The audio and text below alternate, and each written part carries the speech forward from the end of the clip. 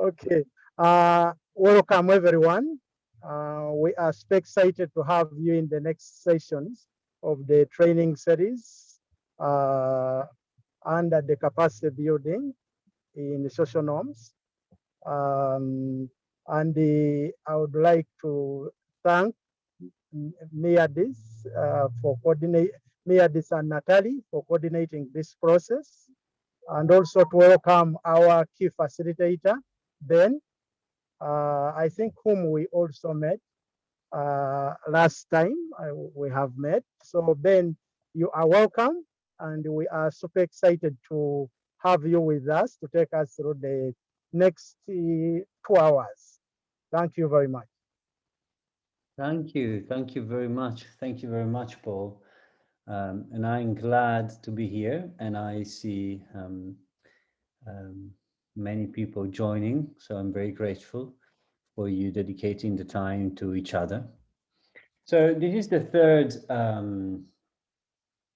seminar that we are conducting, the third well, webinar or seminar or whatever it's called these days, that we are doing on social norms. And today we particularly look at how to select, in what ways strategies for norms change have worked in the past. Like when it comes to intervention, to policy, what has worked in the past?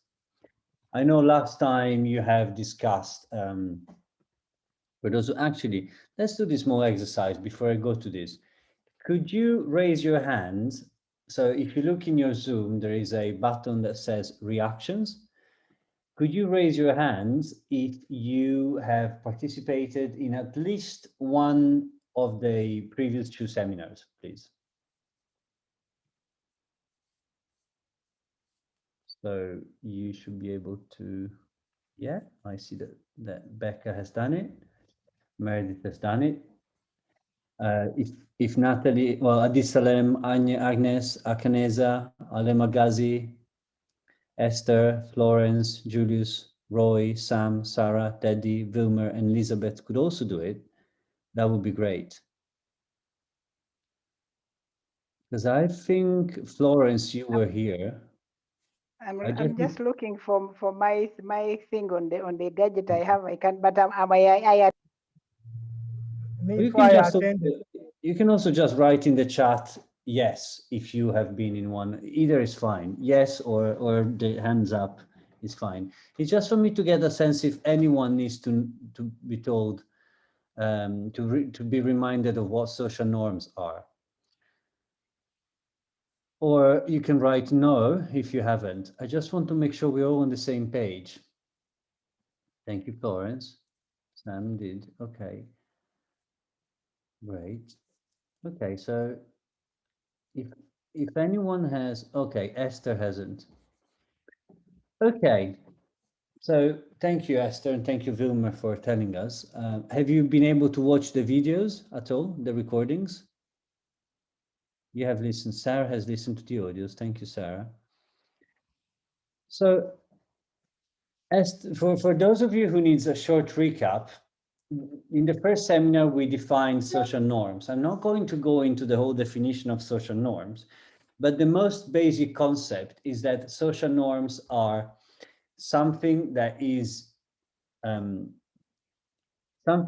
the mind about what others do and what others approve of. Okay, so this is the main concept. Social norms are the way we operationalize it, are my belief about what you do. For instance, I believe that at 2 p.m. some people would have shown up, and the extent to which you approve of something in a given situation. So, for instance, I believe that you would be a bit annoyed by a long initial introduction on the same slide, so I turned my camera on. Okay, just one-on-one.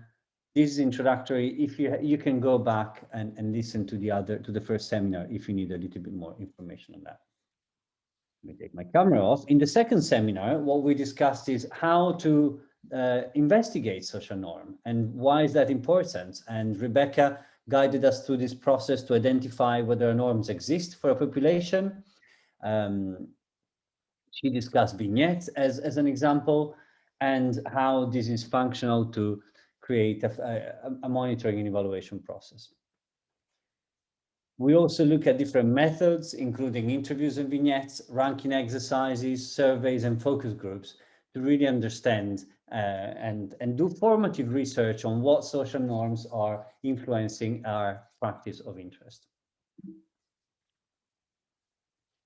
Now, when we think about the different steps, of course, first of all, we plan and prepare, then we identify possible reference groups. Rebecca mentioned social network analysis as a method. We do this diagnosis of social norms, we analyze the findings, and finally, we apply the findings and actually start designing these interventions after all this work. So what do these interventions look like? So first of all, I want to tell you that social norms change naturally, okay? They're not a static thing.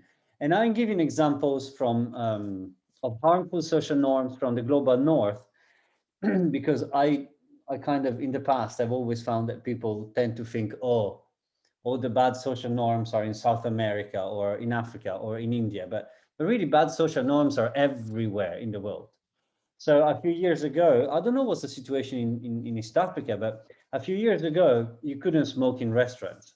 Now it's impossible. You can't. And it's not just because of the law, right? A few years ago, it was impossible to think that you could spend a lunch on the phone and with your family. But today, it's almost become very common that during a dinner with friends, you just have a quick look at your phone. I don't like it personally, but it has become acceptable. In the center, you see women's corsets in France. We know that the French people have always had a thing with fashion, and at the time it was fashionable to crunch your internal organs into something the size of an orange. And finally, the British, we know that the British have a lot of things with honor. Today, I've got one thing for everyone. I also have stuff for Italians. And honor jewels were very famous in Victorian England, in England during the Victorian era. And one of the reasons was that you were supposed to defend your honor, yet they went away. They just went away. So change is not just about giving knowledge to people. If that was the case, I would have stopped smoking a long time ago, right? I know smoking is very bad for me. But yes, my attitudes are kind of influenced, but it's not so easy. And in the case of smoking, we have the biology component. But take child marriage. How many times do we want to tell people child marriage is bad? Child marriage is bad. It's not like one of those things that you keep repeating them, child marriage is bad while they're sleeping, and then when they wake up in the morning and say, oh, child marriage is bad, I'll stop doing it. No, there is something more complex related to change. And when it comes to social norms, something that we really see is that change happens when enough people see that enough people are changing. And this is really the basic concepts. When it boils down to what do we want to make sure that we facilitate with our intervention, is that we facilitate two things. Yes, we make sure that people are changing, but most importantly, from a social norms perspective, we make sure that people are seeing that change and witnessing that change. Now, this is still preliminary. We don't quite know, but of course, how many people is enough is one question that often people do. Okay, Ben, you told us enough people need to see that enough people are changing. How much is enough? Now, Christina Bicchieri used to say 75%. Damien Centola at, where is he at? Well, an important US university, one of those that make you think, oh, this guy must be very clever. He published on Nature, so he must be very clever. And in his experiments, he found that actually 25% of witnessing 25% of a given population changing behavior was already enough to change the norm. We also know that actually, when you don't have 25%, when you have a growing number of people, like you have 10% in the first year, 15% in the second year, 18% in the third year, then people, when they see these, when you make sure that they see that there is this change happening, people are convinced to change. Okay, now, of course, as I mentioned, social norms is but one factor contributing to change. I don't like the word drivers personally, but other factors include institutional factors such as laws, individual factors such as education, material factors such as services, infrastructures, and as well as social factors such as the availability of models, the family configuration. Is this a polygamous society? Is this a monogamous society? Is it a polyamorous society? And then all these factors intersect in a space where norms are actually active. So by acting on the norm, you will be able to expand your intervention. So I am kind of not, well, we will see this in a second, but yeah, so essentially norms, you will need to integrate a norm perspective in your work. What do these norms change strategies look like? And we'll take a 10-minute break after the first of these strategies. So I will mention 4 today to you. The first one is laws and policies. How can we achieve change in social norms by implementing laws? Not that much, to be honest, I believe, and policies, a little bit more. Then the second is mass media. The third one is something called personalized normative feedback. And the last one, actually, normative feedback. And the last one is group discussions. Okay, laws and policies. Laws and policies are really about legislating change, usually, but that's not enough to change social norms. Actually, we should probably change this slide because it's misleading. Laws and policies want to try and dictate minimum marriage law for child marriage, or the amount of hours, the amount of hours maximum that you should work. Yes, that is true. In societies where there is a huge control over the territory, like the Vatican, or like Switzerland, or Luxembourg, these very small states, they can have a lot of police and make sure that everyone respects the law. But even in those cases, who knows if you're respecting the law when you're back home alone, right? So what people said, what one of the person down there is one of the greatest thinkers of our era. His name is Antanas Mokus, and he's a very brave man. He was the mayor of Bogota, and Antanas had a problem. Essentially, he had a lot of people dying in Bogota, okay, and they were dying because of traffic accidents. And the problem is that all the police officers were corrupt. So what he did, he fired 400 police officers and he replaced them with mimes. So let me show a little video, hopefully you can hear, of what he did.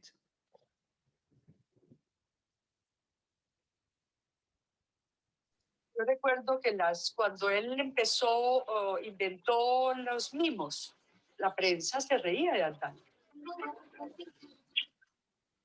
De estos largos y oscuros túneles ubicados bajo el centro de Bogotá, se preparan 20 jóvenes que pretenden enseñarles a los habitantes de la ciudad cómo vivir civilizadamente en una capital.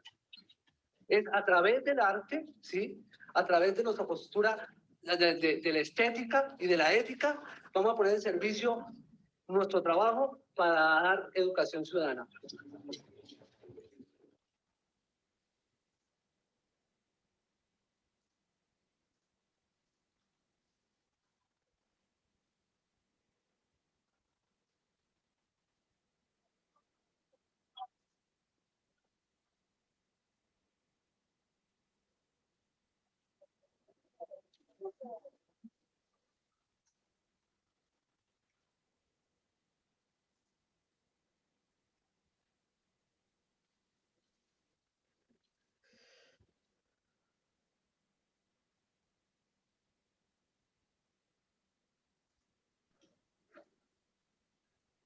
Creo que la disposición a dejarse corregir es el complemento que espero frente a los mimos. O sea, los mimos solos no bastan. Ahora necesitamos que la gente acepte al mimo. So what Antanas did here really, he hired 400 mimes, and this was really successful in terms of visibilization. So again, remember, enough people must see that enough people are changing. So who are the people changing here? It's not the mimes, You know, 400 people is not a lot, but it's the people that start talking about this because of the mimes, right? So they start saying, oh, I'm really happy that he's doing something about traffic because the city is out of control. Those are the people who are changing, they're speaking out. So what Antanas was doing, he was strengthening injunctive norms, for those of you who remember what these are. And at the same time, who were the people witnessing? Well, the one listening to these people complaining and saying, oh, look at that. Okay, now people are respecting these rules much more. And it really worked well. Look, it reduced traffic-related accidents in Bogota under the average, the national average. But it took 8 years, right? Today we have grants that are, if we're lucky, give us 6 months or a year, or in the best case, when we really have enlightened donors, they give us 3 years. So this took 8 years to take the traffic-related deaths down by 63%. Okay, now I would like to invite you, of course, let me just say one last thing. Of course, this requires really brave policymakers. Why? Because there are social norms also among policymakers. Try and go to the president of Uganda and saying, well, you should hire mimes. Well, what he might say is, maybe he would say, yeah, that's a great idea, fantastic, let's do it. Or he might say, well, I don't know, because I don't want people to laugh about me, right? I don't want people to go around and saying, oh, he's crazy, he's gone crazy. But Antanas didn't care about that. He didn't care about being reelected. He really cared about improving the city. And he did a lot of these experiments. I will tell you this a bit more later. Okay, why don't we take 10 minutes, a quick break, and ask yourself, what are you experiencing and thoughts on this change strategy? What do you think? Is this too crazy? Is this something that you like? And when you think of your own work, do you see this strategy as a viable alternative? How do you think this strategy could be? How useful do you think these strategies could be? Meredith is going to send us on breakout rooms and we'll be back here in 10 minutes. Okay, I think we're all back. Great, fantastic. Okay, well, thank you, everyone. We had a very interesting conversation in the breakout room in which I was, where we had quite divergent opinions, but I think in a way, we all agree that laws and policies can do a great amount of work, but the brute laws just saying, oh, this is wrong, just do it. Yeah, they might be necessary, but they don't necessarily change social norms. Well, instead, policies such as the one that Antanas Mokus created can be a little bit more creative. Just to give you another example, one day he said, you know what? Nobody's paying taxes around here. So what we need to do, I create a policy by which you are allowed, if you want, to volunteer and pay 120% of your taxes. And people went, what? Now, the result is everyone started to talk about, oh, can you believe that the government is asking us to pay more because people are not paying their taxes? That's terrible. And the option was there. He actually created a policy, but nobody did it. Nobody paid more, but a lot of people paid 100% of their taxes. Okay. Second strategy, mass media. Okay, so let me just move. I don't know how to. Oh, I have the participants window in the middle. Okay, mass media. So media approaches very often are used to share about the harmful effect of a practice, right? And you might have heard might have seen posters that say 1 in 3 women experience violence in her lifetime. 7 out of 9 women will be sexually harassed. Actually, we know that these can have very harmful consequences, because the risk of using those posters is that we are actually making people believe that violence is much more common than we think it is. So next time that I'm there, I might, in the subconscious of my mind, I might think, well, if all these women are being beaten up, what's the big deal? I'll beat up my wife as well, right? So this kind of information is very dangerous to shock and sensitize. Techniques to change social norms instead include radio, broadcasts, billboards, And they try to get at the source of the injunctive, right? Again, remember, try to make sure that enough people are seeing that enough people are changing. Let me show you a video. And I really don't understand why this video never has audio when I play it from PowerPoint, but this was done in Ghana. As you see, this is a man, we're in a rural context. The video is funny, he's like, he needs to go to the bathroom. This video was done by my colleague Val Curtis, who died last year, and her good colleague who wrote a fantastic letter, by the way. Anyway, so now he's going out of the bathroom. Ah, so nice. He just rubs his hands and people disapprove. That's the injunctive norm, you see? Ah, that's disgusting. Nobody wants to shake his hand. No, thank you, no, thank you, no, thank you. Ah, stay away from him. He's isolated from the community now. And he goes like, but what's wrong? What did I do wrong? But here's now the positive deviance. So they also provide information on what you are supposed to do. You're supposed to take the water, you're supposed to take the soap, you're supposed to rub and rub for longer than that, actually, as one of my participants said in the past. And now the community is approving. They're looking at that. Oh, these hands smell well. And our protagonist is still there wondering why these people don't like me. But then he sees, oh, but this guy, my computer is slowing down, this is too much for my little computer. This guy, look, everyone is friend with him. What's going on? Oh. And then he realizes, let me move forward a little bit. If he realizes he washes his hand as well. And now is the proof, right? Are you going to shake my hand now that I wash my hand? And of course, I'm going to shake your hand. You're among friends, right? Because you are complying with the positive practice. And everyone is happy. And then when you look at the end of this little video, it says, if I can get to it, if my computer doesn't implode, respect people, use soap, wash hands. So it's also trying to tap onto people's existing values, right? Respect people. Okay, this is one example. I can also show you another example, but I'd like to go into this discussion, group discussion again. Let's do the same thing as we did before. What are your experiences and thoughts on this change strategy? Have you used it yourself? Do you see it a lot in your space? And how useful do you think it is? I hope you had a fruitful discussion. I just need for some reason, my PowerPoint crashed. So I just need a couple of seconds so that I can open. I have it, Ben. Oh, I have it. I found it.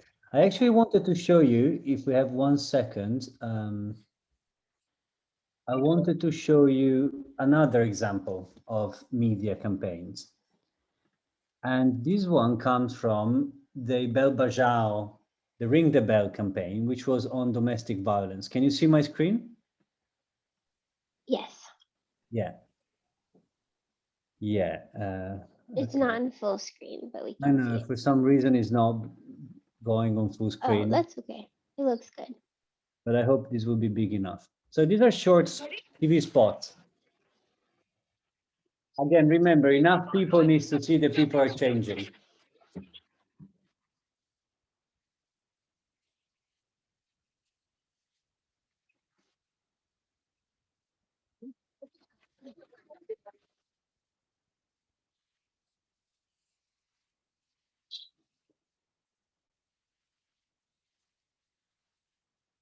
क्या तो सही time क्या हुआ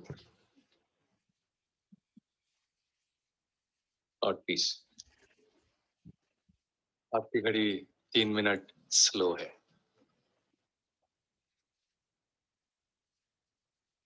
So the Bell Bajao campaign, the Ring the Bell campaign, to a halt. Ring the bell. the Ring the Bell campaign really had, and there are many small videos. I'm not going to show you this one, but it's similar. It's about a man ringing the bell within like repeatedly. So the Ring the Bell campaign was another attempt to show people that actually things are changing around here. Okay, let me go back and to make sure that people saw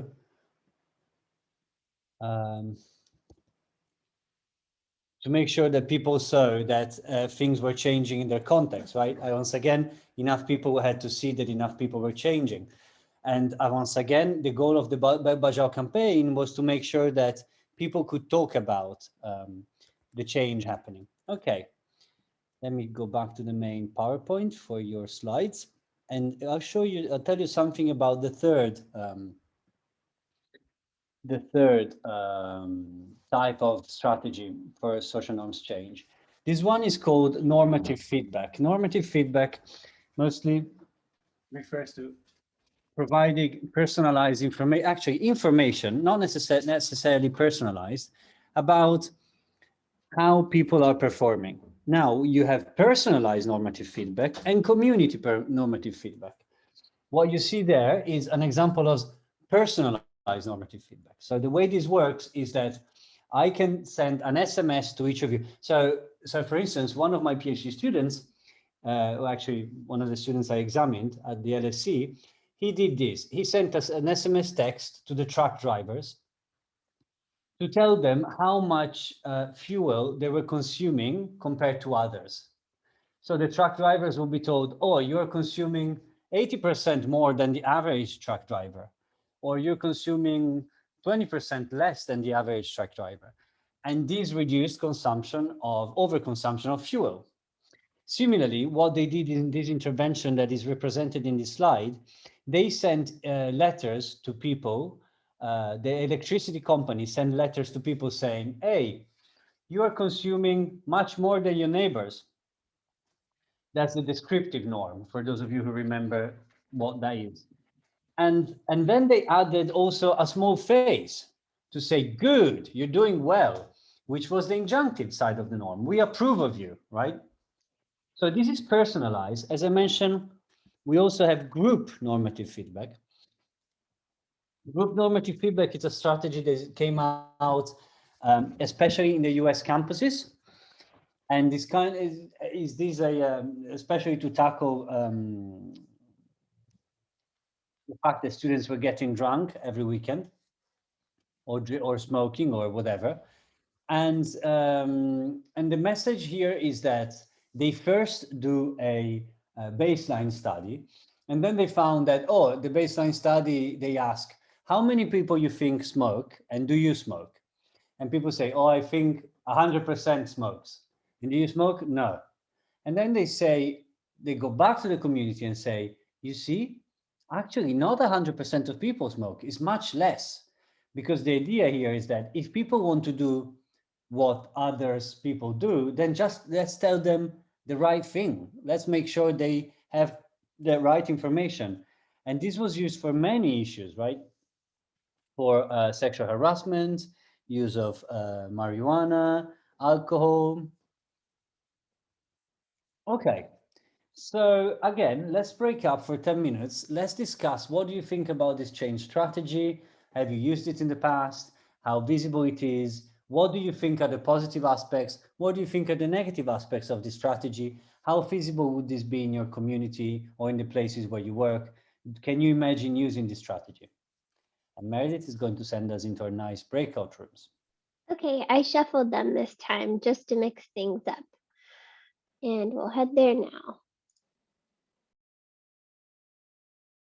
Just to finish that thought very quickly, we were also saying that it's not very smart to provide group feedback when actually everyone likes the harmful practice.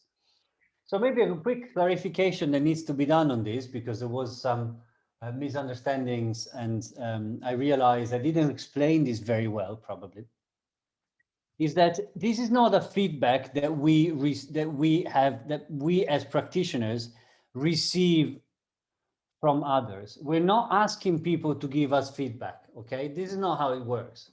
The way this works is that the NGO collects data on a given community and feeds back this data to the community. So the NGO goes door to door, asking each door, hello, what do you think of female genital cutting? The first family says, oh, it's horrible, but what can you do? Everyone likes it, so I have to do it. Okay. Then the NGO knocks at the second door. Hello, what do you think of female genital cutting? In a survey, right? So a little bit, I'm now making it very simple. And the second family says, oh, it's horrible, but what can you do? Everyone likes it, so you have to do it. Then the NGO goes to the third door, same thing. To the fourth door, same thing. At the end, this NGO says, these people, they think everyone likes female genital cutting, but when you ask them, all they say that they hate it. So then what the NGO can do is to call a community gathering and say, dear community, we did a baseline study with you guys, and you'll be surprised to find that we didn't find a single person saying they like female genital cutting. So why are you doing it? Okay. And one of our colleagues, the founder of the International Center for Research on Women, the ICRW, Geeta Rao Gupta, said, yeah, and when we found this was the situation, which is not common, but we got rid of child marriage in 2 weeks in India, okay? Because that was that exact unusual situation in which everyone hated child marriage, but nobody had the courage to say, okay? Now let me move to the last strategy, which are group discussions. So what are group discussions? Group discussions are obviously, yeah, community conversations that allow for critical reflection, okay? You might be all aware of how this works. We believe that they're particularly helpful when they are community-led. So when people themselves decide what the conversation should be about and what goals they should try to achieve, and how they should, what strategies they should put in place to achieve those goals. And this is really a three-step process to orient group discussions that change norms. The first step is that, of course, you're working maybe with 50 people, but they live in a village of 500 people. But you start working with these 50 and you first change their attitudes. You change their attitudes by giving them knowledge. You know that female genital cutting can kill your daughter. Oh, okay. Ah, interesting. So this is why you do it. Yeah. Then you start changing norms, you know. And how do you do that? Well, you start by creating, this is the Tostan method that I've studied and written about. And I think their method is, they also do a long training program of 10 days that you can go to and access. It's open to everyone in English, one in English and one in French. So what they do is, first of all, they start with a vision of how the community should be in a few years. And from that vision, that generates, oh, look, in 10 years, we want to have a hospital. Okay. We want our children to succeed. Okay. Why is this not happening is the question. Why are children not succeeding right now? Well, because they die very young. Okay. Of what? Of these illnesses. Okay. So you need vaccination. What is vaccination? So you see, from this vision of how the community will be, then you identify the things that you want to change in your society. That's the problematization. It's a big word to say this. And then you say, yeah, I want my children to find a job or to not get yellow fever, but what do I need to do for it? You need to vaccinate them. Okay. Or you need to stop. Some people will say, well, we need to stop female genital cutting. Yeah, but what about female genital cutting is a value? And people say, no, it's not a value. Female genital cutting is just a practice. The value is that we love our children. So the first step really is generating motivation and changing norms within this core group. Then the second step is to make sure that this group can expand and spill over. And I think the right amount of people who need to participate in an intervention is one person for 10 people who live in that area. So if you have 500 people, you should have 50 people participating in your intervention, in group discussions. If you have 1,000 people, then you need 100 people participating in group discussion, in small groups, of course. If you have 10,000 people, well, then you need to do 1,000 people in group discussions. Now, as NGOs, we always tend to say, I'm changing social norms in the whole Nigeria. Oh yeah? How many places? Oh, in 4 places. Okay, but that's really not changing social norms. That's really diluting your resources, right? So, sorry, I was just checking the chat if there were any questions. So what happens after you created motivation? Well, people expand. So in the Tostan model, you see this woman is talking to another woman who is her co-wife. These people are cleaning the village, showing that change can happen. So that seeing is believing. Look, we are changing the village. This is a theater performance. But it's very important that this keeps going. The Tostan program lasts for 3 years, and they have community dialogues, group discussions 3 times a week for 2 to 3 hours. And then these people, the people who participate, they commit to adopting, you see, someone else. And then after the group expands, when you have the majority of the group saying, okay, we are convinced we don't want female genital cutting. We will think very badly of who practices female genital cutting. Then the third thing is to make that change visible. And there are many ways. Tostan adopts the model of public declarations, but then there are other things like stickers of violence-free homes. There are statues, symbols. It's a way of reminding ourselves that now we are abiding to this new norm that we created. And of course, you will still have some people, it's never 100%, but the important thing is that the ethos of the community has changed and people can't practice this anymore. Okay, again, let's take 10 little minutes. Meredith is going to send us in group work in a breakout session. And I'm sure you have a lot to say about this, this strategy and how and its potential to change social norms. So Meredith, whenever you're ready. Okay. Okay, why don't we take 10 minutes? I hope you had a good discussion. Why don't we take 10 minutes in plenary to share what we said in across the 4 groups?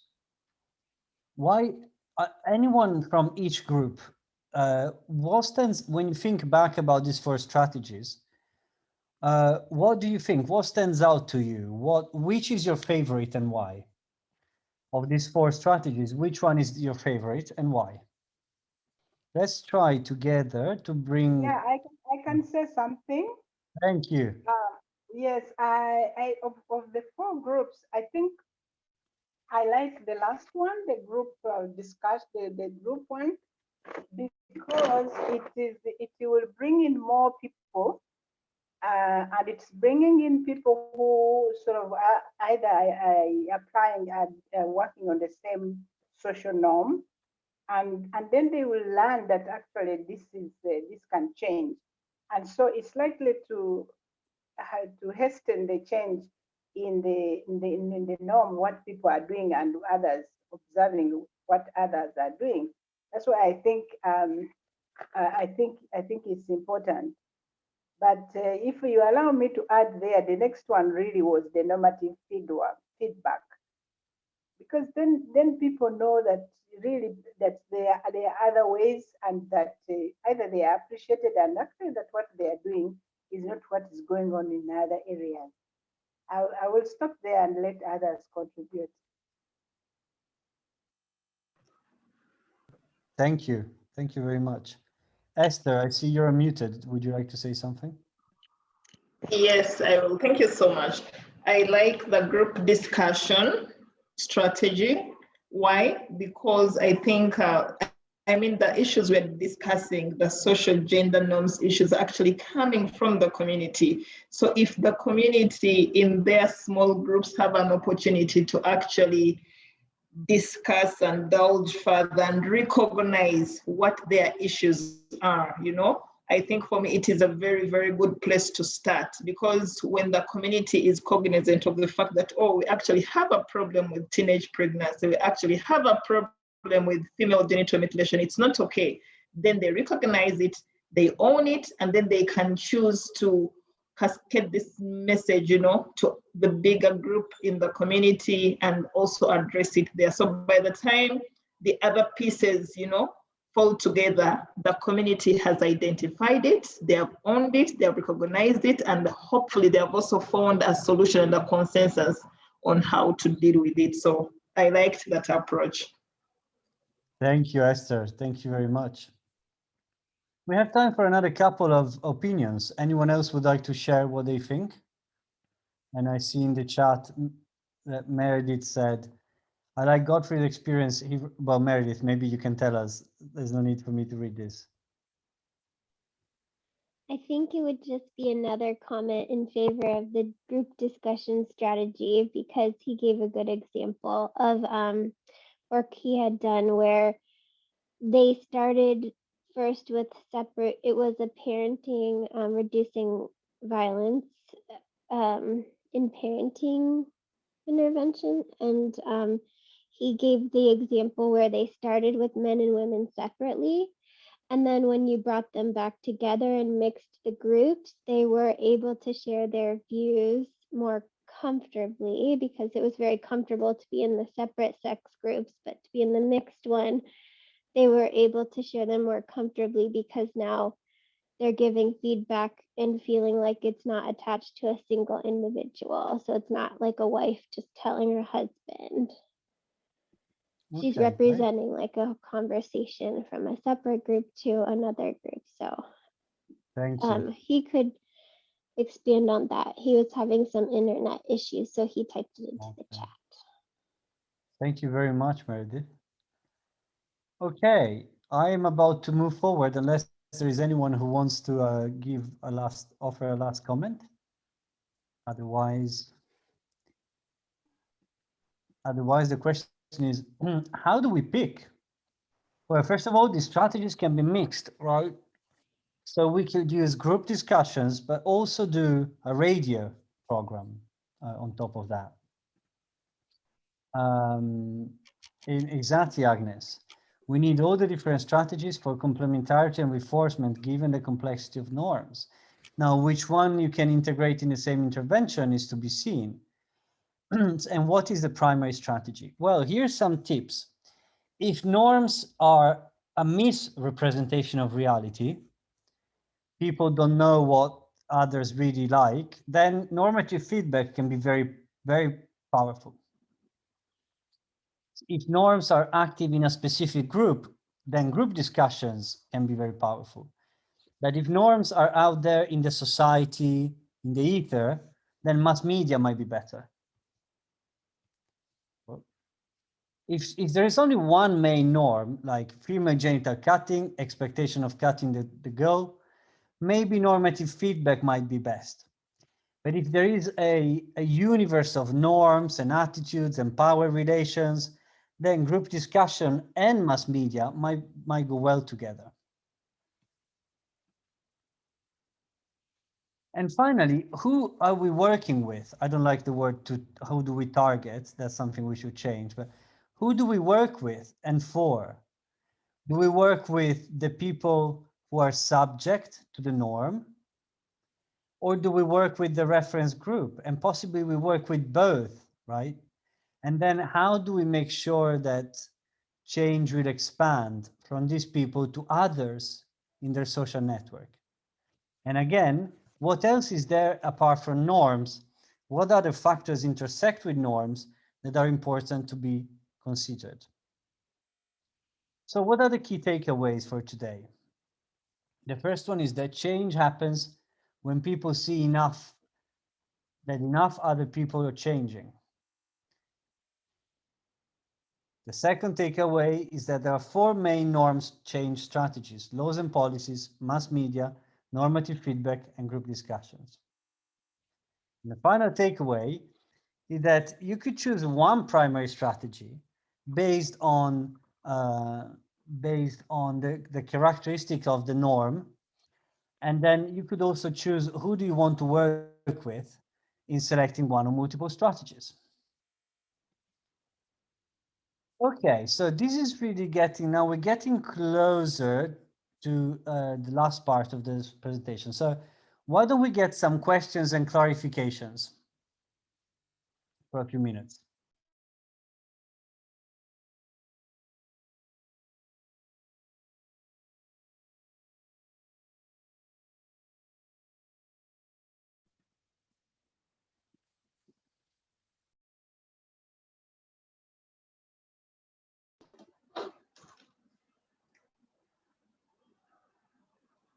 Hello? Hi, Esther. Yes. Yes. So this is the time when I can get some clarity on something. Yes, please. Absolutely. Great. I would like to get clarity on the statements. Change happens when enough people see enough changing. And somewhere you're talking about the 25%. I would like you to please take me back there and help me understand that enough people seeing enough change. Yeah, I'm showing you that. Who wants to explain this so that my voice rests a little bit? Who wants to try to give their take of what you understand from these to Esther? Why don't we try and open it up for conversation? What does this mean to you?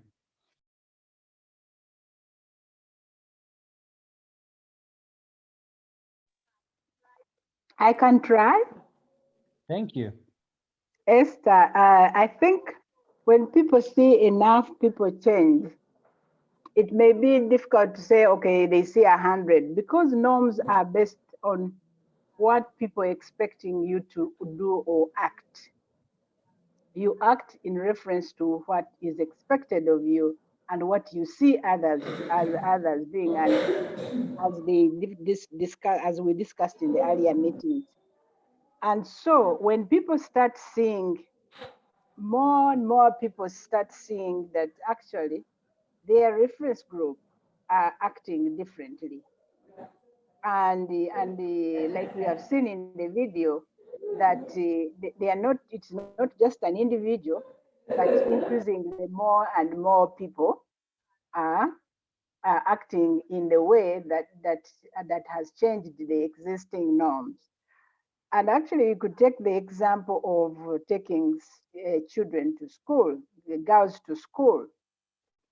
This is something for many years ago, many parents would even be in prison to take girls, they'd be forced to take girls to school. But after people seeing so many people taking their girls to school and then also studying and getting jobs, so it's no longer really a norm, social norm to keep girls at school that they just get married.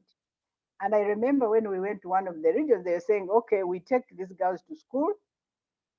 At least they can get some knowledge that will help them in the marriage. And you could see that is on tracking, moving to changing the norm of keeping girls at home. I don't know if I've said it, but that's what I was thinking. Thank you, Agnes.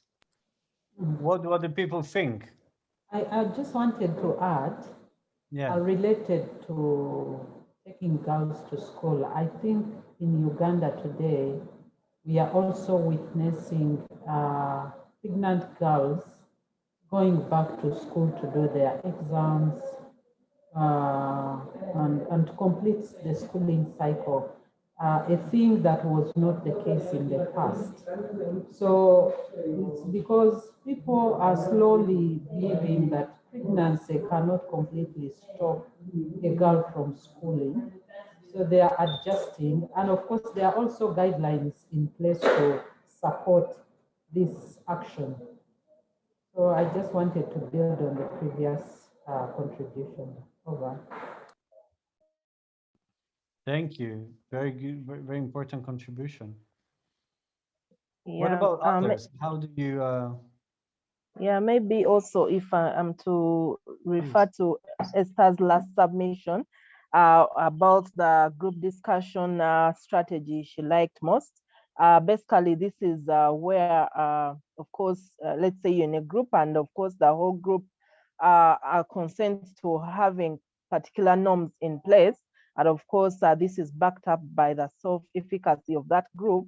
And of course, this is a basis that this group, maybe if there is one or two people who have not really liked the norms, but of course, the mere fact that the rest of the group members are agreeing to have these norms, and of course, which was affected from the problem or the problematization, and of course, these are passed, definitely they'll have to go by the majority, which is more of democracy, but in this case.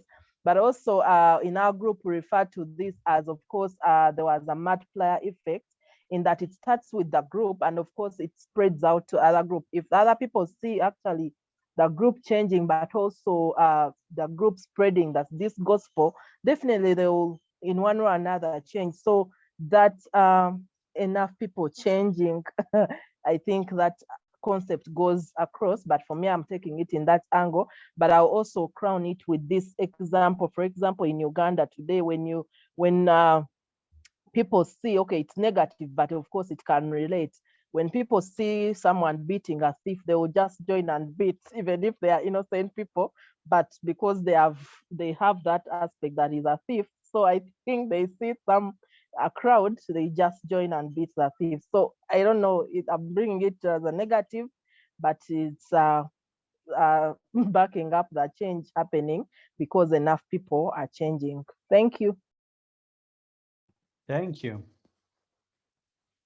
Thank you very much. Hi, Any other Ben. comments on this point? Yes, please, Paul. Yeah, I really like the discussion about this tipping point because we recently had the political dynamics in Uganda, and one of the opposition candidates really, at first, he did not seem to be that popular, but as more and more people seemed to be supporting him, the crowd continued to grow. Just because more and more people were supporting him, and in one of the region, in central region, it just became as if it is a magnet. Every member of parliament who stood in his party tended actually to go through, and people have nicknamed that. I think in the local language it is called Omuyaga. But what Omuyaga would mean would be like, it is a tide. It has become a tide. So I think these many people showing, showing that many people are supporting a certain cause can be some kind of a magnet for change. Thank you. Thank you, Paul. Thank you. I also see a comment by Grace on the tipping point. Anyone else who feels like contributing to this important conversation on the tipping point and the critical mass conversation? Maybe something you have experienced in any of your programs? Have you ever seen this happening? Or any comments?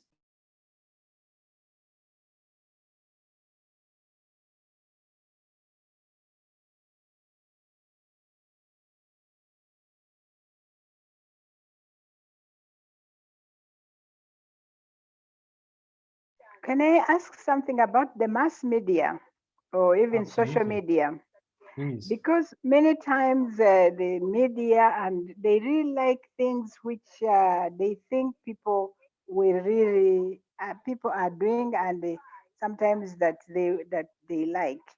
How does one engage them to champion a change of the existing norms?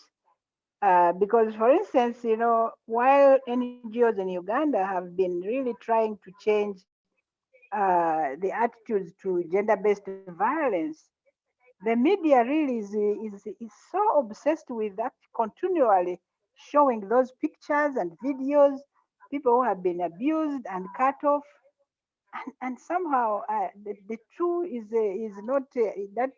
Then the norm is not changing because the media is always showing people have been killed, women have been beaten. There are even all those messages, social media messages of how even these ones are abusing what. How do you bring them to begin showing something different? Because for them, they think if they show all these pictures, everybody will buy their papers, will read their tweets and so on. So it's something that bothers me. While the NGOs are struggling to really introduce new norms, the media are on the other side.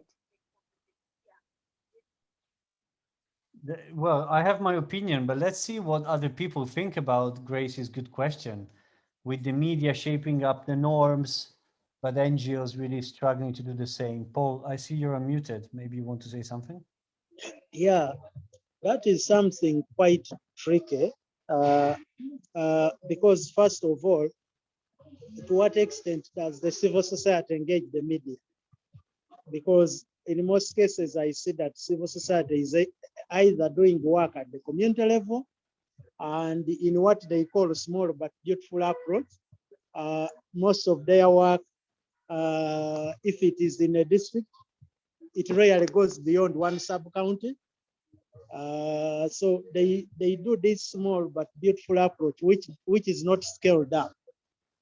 So I asked myself, how much does the media know actually about the changes happening at the community level? How much does the media, the mass media, accompany these NGOs? So what is the communication strategy for, how effective is the communication strategy of the NGOs in engaging the media to be on board? What I've seen is that the media lives its own world, and most of the civil society that Professor Grace is referring to also lives their own life. So they are two worlds apart. Thank you. Thank you, Paul. Just looking at participants. Anyone else would like to contribute to this conversation, which is fascinating? Obviously, there are different interests at play as well. The media have an interest to shock and sell the papers, which might not be the interest of the NGO. But there is a lesson in there that shocking and trying to shock the population is not necessarily the best strategy. Okay, looking at other people, whether they would like to contribute, or there is one question on maybe a strategy that we discussed. Yeah, I just want to come in on the same discussion about Yes. the media by saying that I think we need to also look at the media as a group that also needs support in terms of their own, transforming their own norms and attitudes, because the media is really run and managed by people that come from communities which have been taught over time that, particular behavior or particular norms are the right way of doing things. So many times we see that the people that are in the media are also coming from the same environment that believes in a certain norm that may be affecting a particular section of society. So I think it's before we even think of mass media and working with mass media, we also need to think about how we can work with the media houses or the actors in the media spaces at different levels to be able to first and foremost transform them in terms of how they believe and see these issues. Then at that point they can be able to influence a community to a particular direction, other than coming from a point of thinking that the media, because probably they are at a certain level of probably education or so forth, they will understand that these norms are discriminatory and therefore need to be changed. That may not be the case, but the media itself needs to be supported to go through a process of change before it can be engaged, or it can be used as a tool of social norm transformation in communities. Yeah, that is my contribution. Thank you. Thank you very much. Anyone else feels like contributing to this piece on the media, or maybe anything else?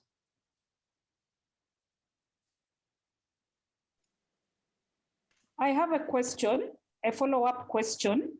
Do we know, I've had, I came in late, but I've heard that, that social norms do not happen in an instant. It is a process, it takes time. So my question would be, do we have an understanding or a picture of how long it would take for a norm to be transformed or to be changed?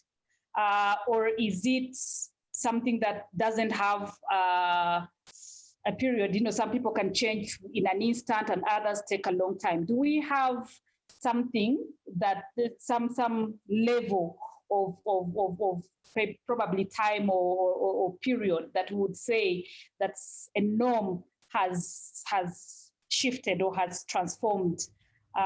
Yeah, I hope. Yeah. Yeah, that's a great question. I think it's very difficult to say because it really depends. Again, when you think about what we said. Sorry, let me skip very quickly. When you think about what we said here, almost there. Okay, so if in truth everyone hates the practice, but they do it because of the norm, then the change might occur very quickly, very swiftly.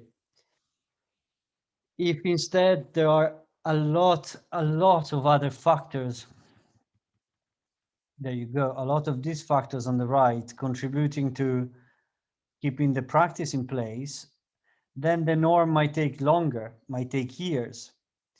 Or maybe there will be resistance, maybe there will be power holders that will push back, or the old guard who feels threatened. So I think it can vary a lot, unfortunately. I don't think we have an easy answer to your question, Francis. Hi, Ben. Yes, please, Paul. Yeah. Sort of building on this, but taking it from another angle. When people start to change, how do we avoid relapse of the harmful norms that we are trying to change? How can we try to avoid the relapsing or falling back into the norms we are trying actually to change? I suspect you have an answer to this. No, Mr. Paul? Not really, not Professor really. Paul, no? Not really, yeah. Well, it's a very good question. It also raises question of, are we really believing? I used to do this with my students, no? Whoopla. Okay. So this is let me do it in blue. If this is the level of behavior that we'd like to have, this is like, I don't know, 80%, 70% of people doing whatever, using exclusive breastfeeding, okay? EB. Okay, now look at this. You do your intervention, baseline, that's the situation. Midline goes up, then down, then up, and down, end line. Up, up, up, up, up, right? So now, where do you want to do your end line? Well, of course, probably you want to do your end line right here, right? So this is to say that it's very difficult. That behavior is not a switch, which is why I really don't like the word behavior, because it sounds like almost you have a car. Or what's your behavior? What's your car? Behavior, people take actions and practices in a given context. And your evaluation might change dramatically according to where you carried out, right? All these different points here, here, here, here, here. So then your question of stabilization, Paul, becomes extremely important. And I think in a way, that's why one big problem with NGO work is that if this is the country of, I don't know, PRC, where patients, where Pacific comes from. So if this is the country of DRC and we have $100,000, we say, oh, it's fine. We'll do an intervention here, one here, one here, one here. There you go. So we can say that we had a national intervention. Now, the problem of what you're doing here is that you are actually condemning these people to never get out of the norm, most likely. And why is it? Well, that's because you are pushing for these people to become, to try and change the norm, but because they won't be able to, because look at how many people instead around them exert a given pressure. Because of this, then next time, nobody will be brave enough to try and change the norm, right? So to guarantee the kind of stabilization that Paul is talking about, instead of doing this kind of work, what we need to do is more of this kind of work. Okay? Yes, it's not a national intervention. It's a national intervention in here, but at least you have sustainable change in here rather than wasting your resources to run around in the country, so only to tell the donor that you've done a national campaign. So this is my suggestion. I don't know, Paul, if that helps a little bit. I mean, it's a long conversation, but just a quick You see, Ben, I didn't have the answer. Now at least I have a very good answer. Thank you. Ben, in the formative research, when you're going in early on, how do you assess if a community is like primed for social norm change? Because I think you've mentioned that they need to be ready and that, like the threat of backlash couldn't be too strong for a given norm, otherwise it wouldn't make sense to start the intervention at that point. Yeah, absolutely. I want to show you something. Let me see if I can find it very quickly. So Bettina Sher-Duncan has done one thing called the Community Readiness Tool. The Community Readiness Tool is a tool to assess the stage at which a given community is in the practice of the social in the abandonment. So let me show you now. There you go. This is the academic paper, but she's done a much nicer version for practitioner. So can you see this? So this is her case studies on female genital cutting specifically. Oh, wow. Wow. Yeah. So she says these are the dimensions of readiness for individuals. But then this is the wrong paper, but it's fine because it draws off this. This is the dimension of for individuals. You have the people who support, the people who are ambivalent, the people who oppose, the people who are contemplative, the people who are unsure. And she tells a little bit about all these people, right? Contemplation. But the same is true for communities. And I wish I had found, I put this paper in this is like on ResearchGate. I put this paper in the chat in case you're interested. How do I do that more chat? But she also has also done a similar tool to assess community readiness that I can try and find for you.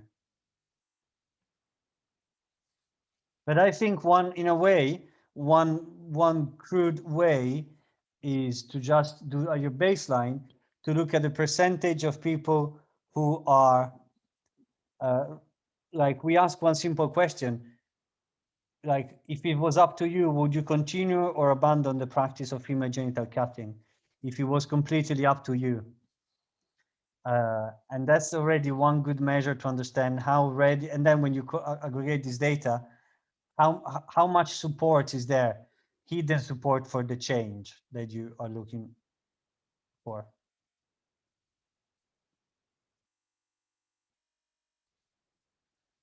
Okay, well, this looks like I think we are coming to an end, even though there was a very interesting conversation. Okay, and the next webinar will be, so Grace, the paper is in the chat. The next webinar, and Meredith will circulate it as well, so possibly, I guess, is that okay, Meredith, for you to do that? Yep, definitely. Thank you. So in preparation for the next webinar, what could be interesting for you is to select an intervention that you have seen or created in the past, just as a reflection, okay? And think, oh, let me just sit there when you have 5 minutes, 10 minutes, you're drinking your coffee, morning coffee. Think, oh, I did that intervention in the past. Which of these 4 strategies would I have chosen and why? Okay. So that the next webinar will then be, well, Meredith, I think at this point I'll hand it back to you. And I'll thank you and this great audience for a fantastic webinar today. Thank you very much. Thank you very much, Ben. Thanks, Ben. The next webinar will be in 2 weeks, and it'll be our last one of the 4. It's the same time on Tuesday, the 23rd of March, and that webinar will be focused on monitoring and evaluating norm change interventions. But we will, at the beginning, revisit this reflection task.